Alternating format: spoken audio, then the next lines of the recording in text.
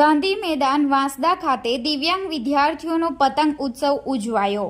સમગ્ર શિક્ષા વાંસદા દ્વારા આજરોજ ગાંધી મેદાન વાંસદા ખાતે તાલુકાના દિવ્યાંગ વિદ્યાર્થીઓ માટે પતંગ ઉત્સવનું આયોજન કરવામાં આવ્યું હતું। કાર્યક્રમમાં ઉપસ્થિત વાંસદા તાલુકા પ્રાંત અધિકારી સાહેબ શ્રી ડીઆઈ પટેલ સાહેબનું પતંગ અને ફિરકી દ્વારા સ્વાગત કરવામાં આવ્યું હતું। એમના દ્વારા તાલુકામાંથી ઉપસ્થિત 77 જેટલા દિવ્યાંગ વિદ્યાર્થીઓને પતંગ અને ફિરકીનું વિતરણ કરી પતંગ સાથે ફુગ્ગાને હવામાં તરતા મૂકી પતંગ ઉત્સવને ખુલ્લો મૂકવામાં આવ્યો હતો।